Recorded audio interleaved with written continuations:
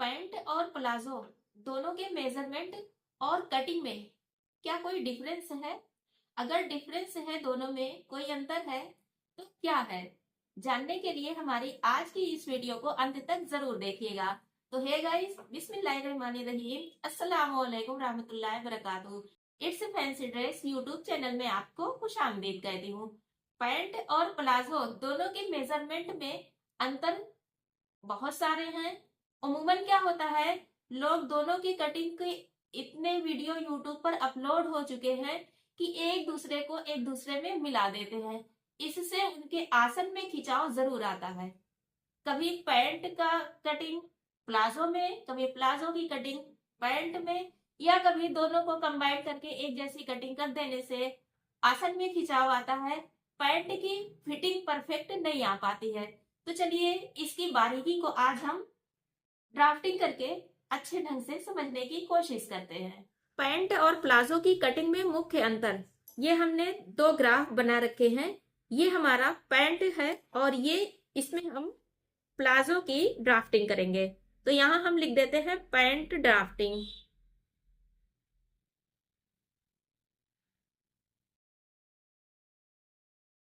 और ये हमारा हो जाएगा प्लाजो ड्राफ्टिंग।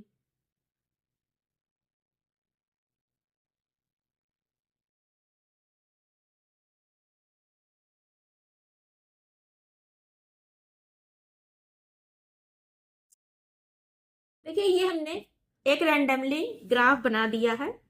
इसमें हम पैंट की ड्राफ्टिंग करेंगे। पैंट की ड्राफ्टिंग में हमें जो माप चाहिए, उसमें हमारी जो मेन माप होती है वो होती है कमर, थाई की माप जिसे हम जांग भी बोलते हैं, हिप की माप, इसके अलावा क्रॉच, लेंथ और फिर बॉटम। ये इतनी हमारी जरूरी माप है। इस पर हमारे पैंट की कटिंग होती है। सेम इतनी ही माप हमें प्लाजो की कटिंग में भी चाहिए होता है, पर इसमें से अगर कुछ कम हो तो भी प्लाजो की हम कटिंग कर लेते हैं। प्लाजो की कटिंग में जो हमारी मेन माप होती है वो हमारी होती है कमर की माप, लेंथ और बॉटम। हिप की माप है तो भी ठीक, नहीं है तो हम कमर की माप से भी काम कर सकते हैं। यहां हम लिख देंगे हिप की माप। इसके माप से हम क्राच की भी माप निकाल लेते हैं। तो यहाँ पर हम ड्राफ्टिंग करेंगे, सिर्फ और सिर्फ ड्राफ्टिंग करेंगे। कोई पैमाना नहीं है, कोई माप नहीं है। देखिए, ये हमारा मेन फैब्रिक है जहां से हमने इस फैब्रिक को मोड़ा हुआ है। यहां से हम ड्राफ्टिंग करेंगे 1-2 इंच। अगर हमें इलास्टिक लगाना है, बेल्ट लगाना है, तो फिर हम यहाँ से 1.5 इंच कम कर देंगे। ध्यान दीजिएगा, इस जगह से अगर हमें इलास्टिक लगाना है तो 2 इंच पर मार्क किया जाएगा, और अगर बेल्ट लगाना है तो लेंथ में हम 1.5 इंच ऊपर की साइड कम कर देंगे। ये मेन पॉइंट है।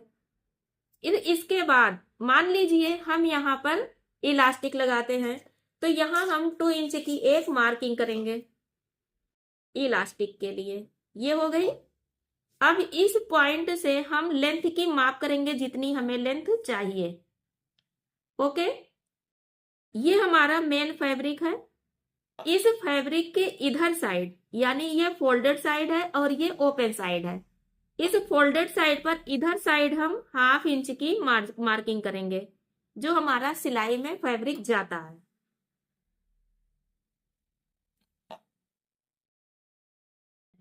अब इसके बाद इस जगह से हम कमर की माप लेंगे जितनी हमें कमर रखनी है।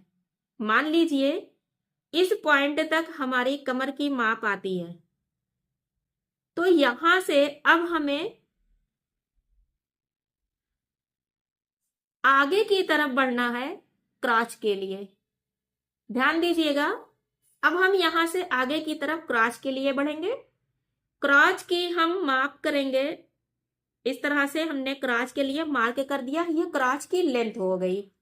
अब यहाँ पर जो मेन कटिंग में अंतर आता है वो ये है कि क्राच की लेंथ के बाद अब हमें यहां से कितना आगे बढ़ना है आसन की चौड़ाई के लिए, और इसके आगे बढ़ने से इसका असर थाई की फिटिंग पर पड़ेगा और इसका असर हमारे ऊपर की तरफ भी फिटिंग पर पड़ेगा। तो इस बात का हमें खास ख्याल रखना है।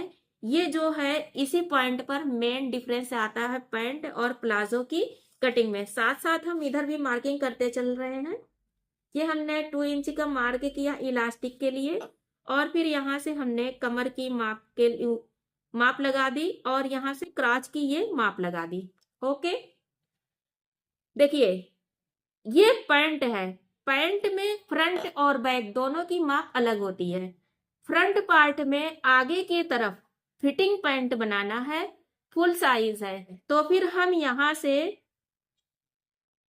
2 इंच, इससे ज्यादा नहीं, 2 इंच मैक्सिमम, या फिर इससे हम कम 1.25 इंच तक बढ़ सकते हैं, या 1.5 इंच हम बढ़ेंगे। प्लाजो में हम 3 इंच का बना रहे हैं, तो भी हम यहां पर 2.5 इंच बढ़ेंगे। ध्यान दीजिएगा, 2.5 इंच। अब यहाँ पर खास बात है जो ध्यान देने वाली, यहाँ हम 2 इंच से ज्यादा नहीं जाएंगे, 2 इंच से नीचे रहेंगे फ्रंट पार्ट में, यहाँ हम 2.5 इंच जाएंगे फ्रंट पार्ट में। ठीक, खास बात यहाँ पर जो अंतर आएगा वो ये है कि इस जगह से फ्रंट और बैक में हमारे अंतर आता है। फ्रंट का हम 1.5 इंच नीचे की तरफ, आगे की तरफ कम कर देते हैं, और बैक में हम 1.5 इंच प्लस कर देते हैं, और बैक में हमारी चौड़ाई भी इस पॉइंट से 2 इंच आगे की तरफ हम बढ़ा लेते हैं, 2 इंच या 2.25 या 2.50, यानी 2.25 या 2.5 इंच तक, जैसा चौड़ाई हो, जैसा हिप हो, इस हिसाब से हम यहाँ बढ़ा लेते हैं। अब यहाँ पर ध्यान देने वाली बात यह है कि जब हम बैक पार्ट की कटिंग करेंगे तो ये हमारा यहाँ तक आएगा। ठीक, बैक पार्ट में जब हम बढ़ेंगे, यहाँ मान लिया हम 1.5 इंच बढ़े हैं, तो बैक पार्ट में हम यहाँ 2.25 इंच बढ़ेंगे, 2.25 से 2.5 इंच। इसी तरीके से जब हम प्लाजो की कटिंग करते हैं और बैक पार्ट में जब हम यहाँ से बढ़ते हैं, तो हम बैक पार्ट में प्लाजो में यहाँ से 3 इंच आगे की तरफ जाएंगे। ध्यान दीजिएगा कि बैक पार्ट में हम 2.5 इंच तक जा सकते हैं, प्लाजो में हम 3 से 4 इंच तक बैक पार्ट में आगे की तरफ जा सकते हैं। ये मेन पॉइंट है। इस पॉइंट पर कटिंग ढंग से हो गई तो कभी भी पैंट हो या प्लाजो हो, दोनों की फिटिंग खराब नहीं होगी। और अगर इस फिटिंग पर पैंट की कटिंग कर दी गई तो पैंट यहाँ पर ढीला हो जाएगा, कभी भी आपका पैंट फिटिंग पर तैयार नहीं होगा। इस कटिंग पर प्लाजो की कटिंग कर दी गई तो प्लाजो कभी भी फिटिंग का तैयार नहीं होगा। दूसरी पॉइंट ध्यान दीजिएगा, यहां पर जब हम क्राच की मार्किंग करते हैं तो पैंट में ये क्राच की मार्किंग गहराई लेकर की जाएगी, इस तरह से गहराई लेकर। ठीक, लेकिन प्लाजो में ये मार्किंग गहराई लेकर नहीं की जाएगी, बिल्कुल हल्की सी की जाएगी, इस तरह। क्योंकि पैंट में यहां पर थोड़ा सा भी कपड़ा अगर एक्स्ट्रा आया तो पैंट देखने में अच्छा नहीं लगेगा, यहाँ पर झोल आ जाएगा। प्लाजो चूंकि ढीला पहना जाता है, इसलिए यहाँ पर ये फिटिंग अगर टाइट हो गई तो नीचे से ये पैंट को खींचता रहेगा, ये कमर से यहाँ पर टाइट, यहाँ जांग पर यहाँ से टाइट बनाता रहेगा। इसलिए पैंट में क्राच थोड़ा गहरा काटा जाता है और प्लाजो में क्राच बिल्कुल हल्का सा गोलाई दी जाती है। एक चीज और यहाँ पर ध्यान देने वाली बात है कि पैंट के फ्रंट पार्ट में ऊपर की साइड आने पर हम आधा इंच इस तरह से दबा देते हैं। ठीक, और बैक में हम आधा इंच आगे की तरफ बढ़ जाते हैं।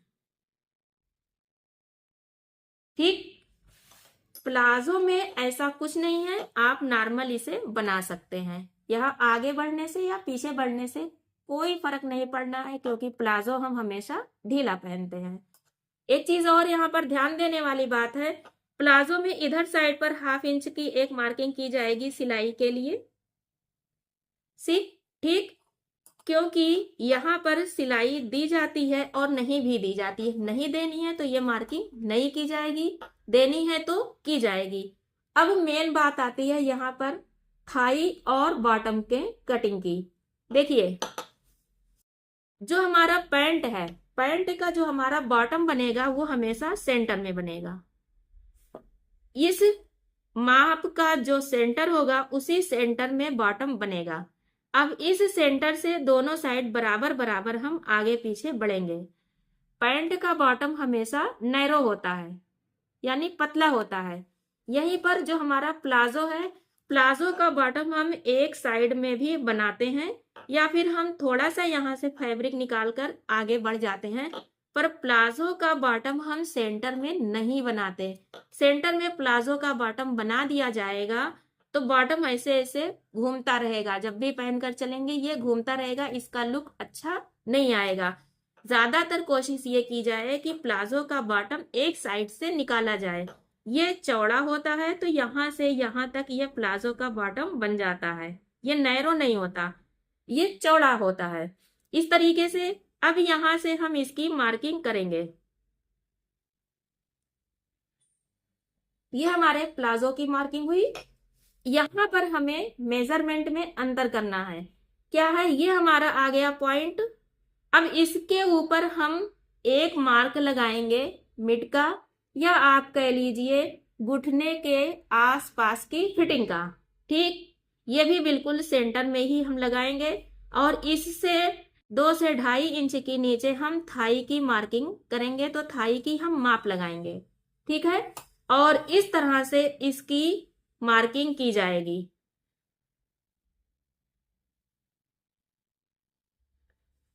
यहाँ पर ध्यान देने वाली बात है इधर साइड की, ये जो पॉइंट है इस पॉइंट को हम यहाँ तक मिला लेंगे, और इसे हम जब इधर से इस तरह लाएंगे तो ऊपर की साइड से हम कर्व देते हुए इसे ले जाकर मिलाएंगे।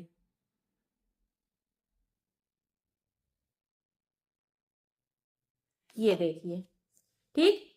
ये जो पॉइंट है इससे हम ऊपर बढ़ेंगे और पॉकेट के आसपास तक ले जाकर हम इसे मिला देंगे, और इसे भी थोड़ा सा हम अंदर की साइड बढ़ा दे, अंदर कर देंगे 1 से 2 सूत, ठीक है ना। इस तरीके से ये हमारे पैंट की ड्राफ्टिंग और मार्किंग, मेजरमेंट और कटिंग होगी।